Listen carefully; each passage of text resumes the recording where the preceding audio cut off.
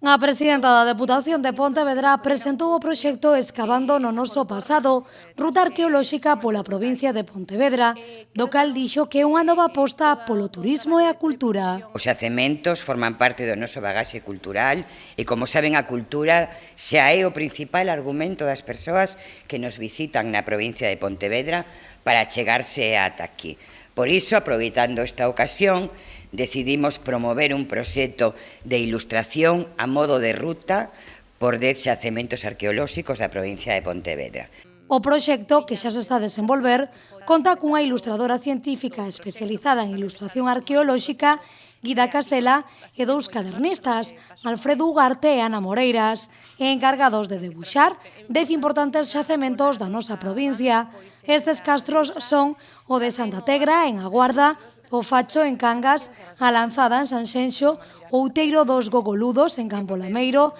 Laxe das Ferraduras, en Cerredo Cotobade, Laxe dos Cebros, en Oia, Torre do Oeste, en Catoira, Chan de Arquiña, en Moaña, Castro de Toiriz, en Silleda e Castro Landín, en Cuntis. E, polo tanto,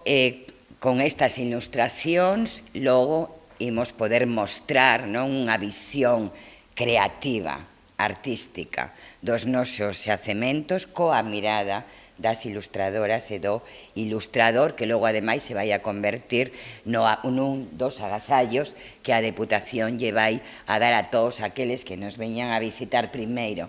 para que todos sexamos conscientes da importancia da ilustración. Eu creo que non está suficientemente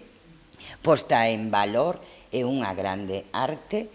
Poñer en valor as ilustradoras e os ilustradores, a arte, a creatividade, unha forma, unha mirada de ver o patrimonio que, sin dúbida, pois fará que todos aqueles que leven este agasallo pois queden todavía máis enamorados destas Rías Baixas, desta provincia de Pontevedra, que certamente é moi fácil enamorarse. Carmela Silva explicou que dentro das nosas historias os xacementos arqueolóxicos teñen un espazo significativo e con estes estamos dando a coñecer a todo o mundo que a provincia de Pontevedra é un dos espazos máis atractivos de España. O ilustrador Alfredo Ugarte dixo que con este traballo se poderán coñecer dende distintas miradas estes xacementos. De cara al grafismo,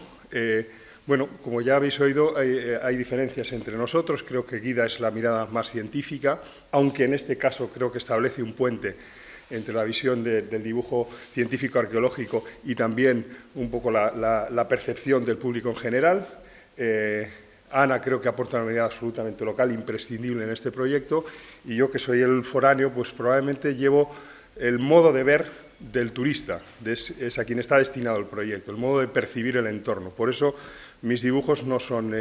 estrictamente descriptivos, sino que intentan resumir o recoger un poco la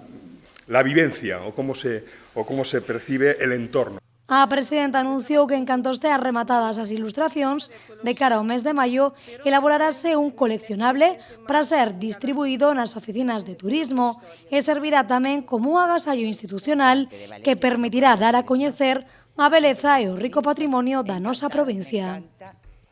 Nada, que noraboa, que boe contar coa xente que está aí fora e que